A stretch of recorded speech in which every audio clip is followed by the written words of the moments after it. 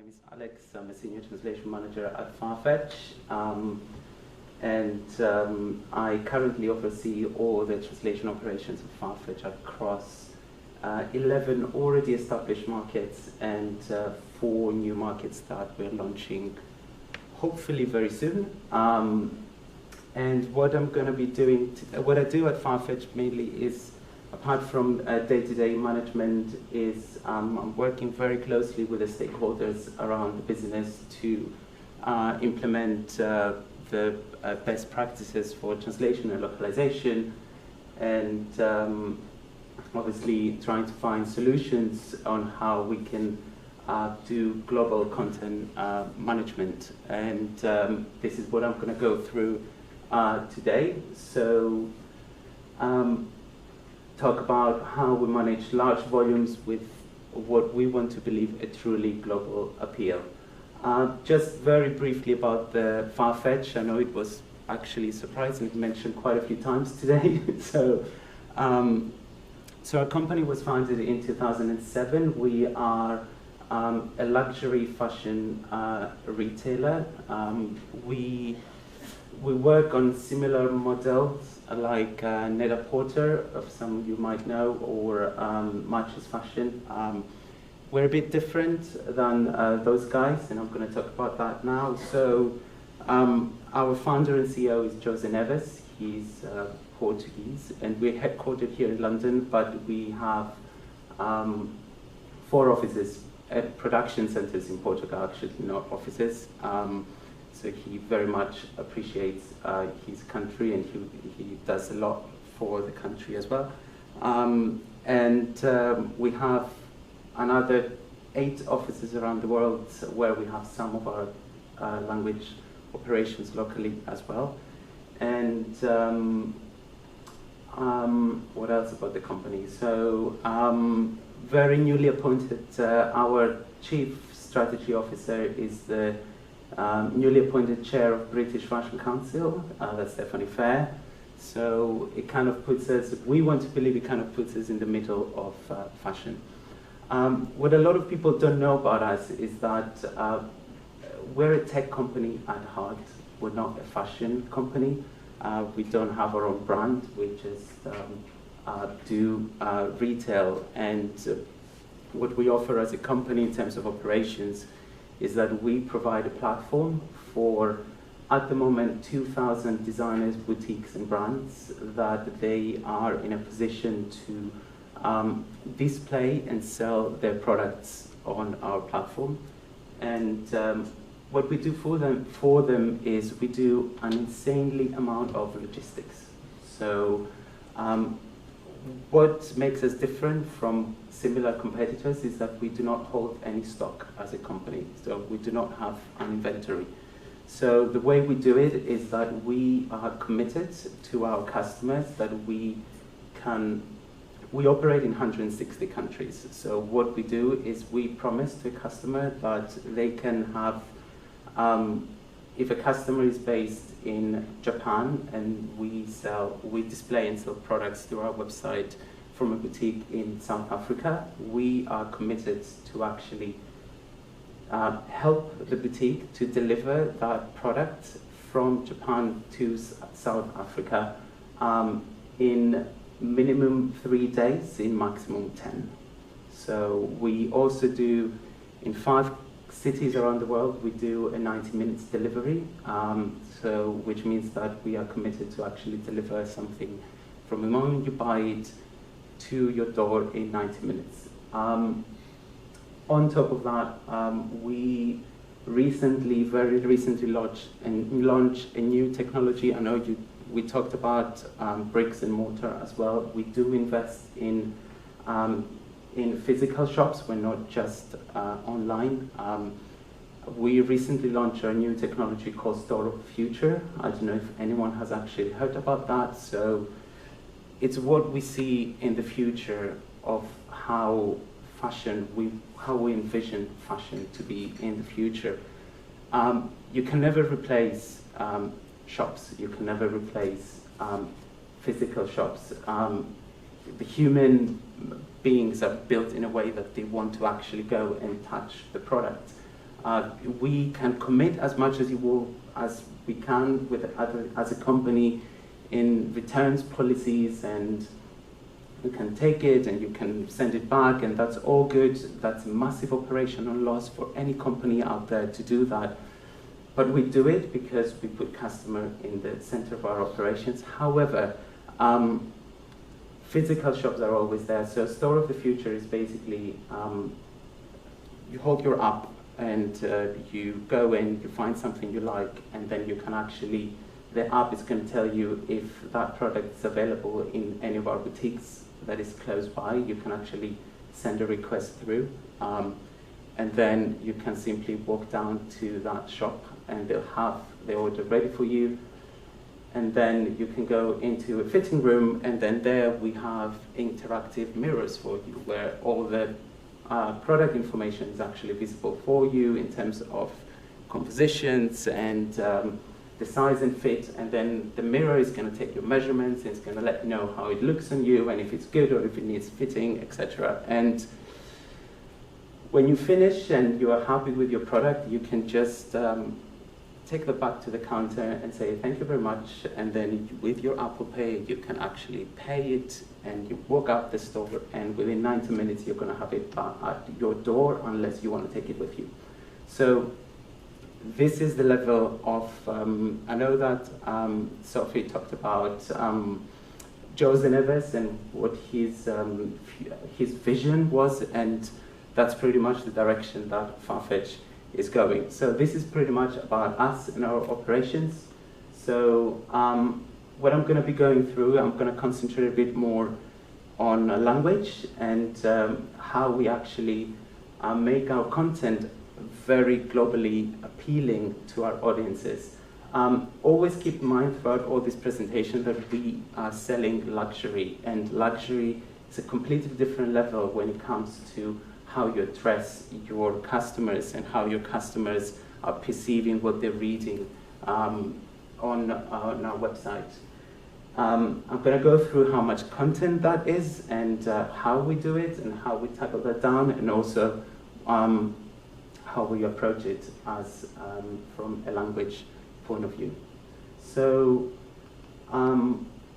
first thing that to talk about is we currently operate in 11 established markets. We have those markets split in 2 tiers. First tiers are obviously, as you probably understand when you see them, is our priority markets. Those markets actually have, we have local teams as well. Apologies, I forgot to mention, we operate on a fully internal language model, so we do not work with agencies. All our resources are actually sitting internally. So we have, in terms of numbers, right now we have about 150 translators that they work internally. Not all of them are permanent, a lot of them are, but we're hoping by this time next year they're probably all going to be Farfetchers. China, Russia, Japan, and Middle East. Actually, with Middle East, we cover 9 markets in the Middle East. And those are priority markets. They actually get some special treatment by language teams. Specifically, China, they have very particular way that the Chinese regulations want us to handle content. When you talk, and a small example, when you talk about leather, in any country around the world, you can just simply say leather. In China, actually, you cannot just say leather. You need to indicate which part of the animal that comes from. So we have local data entry teams that they actually will take a product, and then they will actually go through the composition and they will verify the data. The amount of money that you could potentially pay if you get reported is actually the Chinese government who's monitoring that. So it sometimes can go up to the full amount of the products that you could pay. So it's quite expensive. So we put a lot of attention to that. It's the same approach when it comes to Middle East and modest fashion as well, which is one of the big things happening right now in the industry. There's a lot of investments going into that direction as well. So those are our tier 1, and obviously our tier 2 and another It's surprising that you see those countries in tier 2, but actually that's a reality today, especially in luxury. Italy, France, Germany, Spain, Korea, Brazil, and Latin America that we mainly cover with Mexican copy that pretty much can cover the Latin America. So in terms of footprint, what we look like in terms of what we cover as a language team, anything in blue is basically the markets that we address directly with their own language. Anything in purple is the markets that we can cover. We can have an appeal, linguistic appeal. For example, with Russian, we can cover Kazakhstan, or with German copy, we cover Austria as well. So those blue little dots, the red dots is basically where we also have language teams based locally in our offices as well. And the rest, we have a long way to go to cover everything else that is currently in black, which is currently covered by the English copy. We do see it kind of expanding into all those territories as well in the future. Now, volumes. So I wanted to go through volumes just to give you an idea of what a company in retail and online, what is all this progression, and today's environment is pushing us to produce, just so you get this idea. So I split this in what we do as language teams, monthly, weekly, and daily. So on a monthly basis, we obviously work on our customer service pages, because we do a lot of logistics, so we believe that those pages and that part of the website should be localized. Any transactional emails, any general communications, and any flat content, obviously, on the website. On a weekly basis, so our navigation changes on a weekly basis, so anything that is our new ins or the spotlights, and anything that we get that we promote specific brands or specific types of content. We do 3 tutorials per week, so that's men's, women's, and kids. We do 2 advertising campaigns every week. That could be from just a simple curation, for example, from a specific designer, to a very recent collaboration with between Farfetch and Vogue, for example, that we're doing videos, and there's a lot of content around it, and a lot of social media as well that we cover. And we currently add in our collection of partners about 2 to 3 partners every week that we need to, from around the world, that we need to translate what they're all about, the descriptions, the designers, and anything that they do, and obviously their collections and their curations. And then our loyalty program, which has been actually recently launched. And if that was not enough, that's where it gets a bit tricky for us, because we actually translate and launch 2,200 products on average on a daily basis on our website. And that gets translated across all markets. This is about 200,000 words daily. It's about 4 million a month. It comes to about, rough estimation, 600 million words a year across all markets. And that's just the existing markets. So we're obviously, the idea there is that we're supposed to be launching into 4 new markets, and that's where it gets complicated for me, at least from my side, because I actually need to support that launch. So what does it mean? Obviously, what does it take to translate a brand new website? All the flat content, everything that I went through, plus our current website has about 650,000 products that have to be translated into those 4 languages. That makes it about 55 million words. And this is supposed to be happening in 4 months. So this is what we have. We're actually launching very soon. 2 of those markets, and then 2 more coming later on in the year. So why am I talking about volumes? Obviously they're huge volumes, and it's difficult to manage, and it is very challenging, and it's a very fast-moving business. The question there is obviously, how do we keep our business as usual while we prepare for new markets? But the actual question is, we should never forget what we're actually selling. Sometimes you get lost in producing content and launching that content into those markets.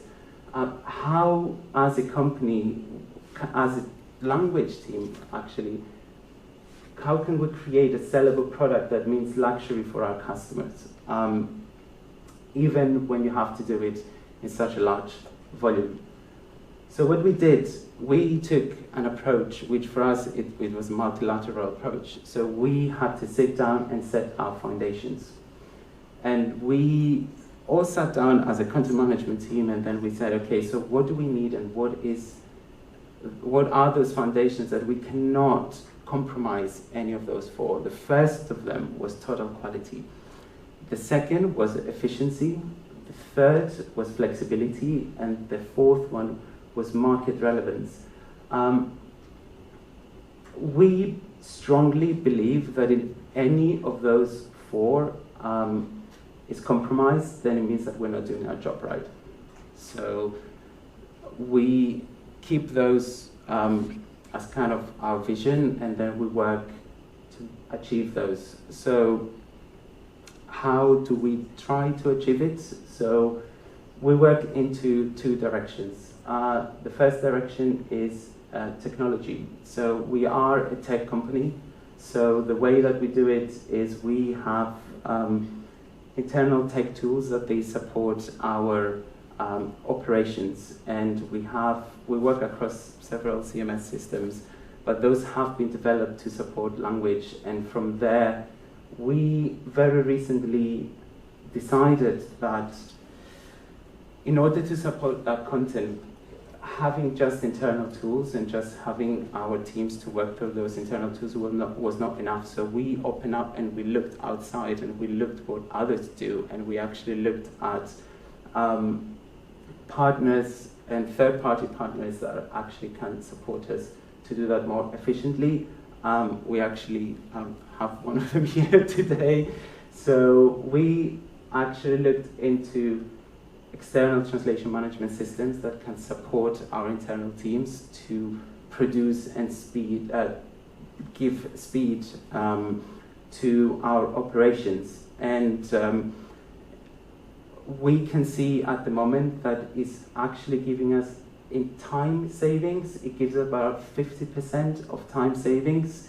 It gives us about 30% of budget savings as well, through collaboration with external suppliers. And we're also, I know it's very new for everyone, but we're also going into testing with neural machine translation just to see whether that can support us. We're not big fans at the moment.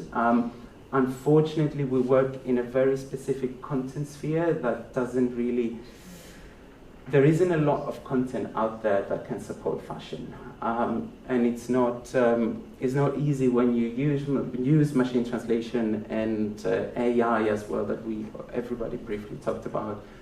But runway was translated as an aeroplane runway, for example, and that's obviously a bit of a challenge to come across. Or a tank top was actually translated as a military tank. So you obviously cannot really. When you sell luxury, you don't really want your your millionaire who's going to go there and buy a £7,000 skirt to go there and kind of go through mistranslations and etc. So that's that with technology, but is technology enough? Not really. For us, technology is just a part of it. We are a tech company, so technology will never stop for us. We will always develop our internal tools. We'll always develop and do more. What we invest a lot on is our people. And that's where I kind of want to take it and close it. we strongly and firmly believe that our people are the ones who make the difference in the company, and especially when you're talking about language. So I personally feel that I'm very lucky to be in an environment that I literally sit in the middle of probably the most globalized team that I've ever worked with. I have Koreans and Japanese and Germans, French, Swedish, Danish, all of them sitting around us. And we're all together, and it's a very collaborative environment.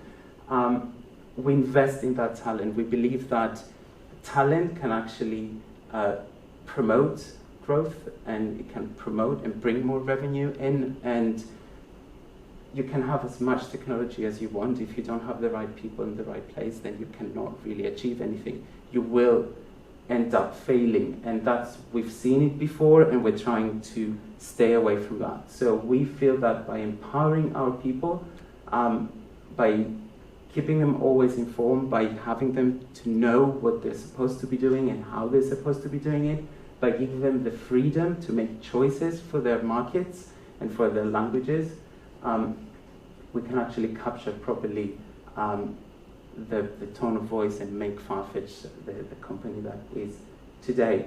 And last thing for me as a conclusion, there's always this question whether technology will replace people, especially in the translation industry. It will never replace people in the translation industry. You can never replace an actual person. What technology can do, we believe that we can empower people through technology.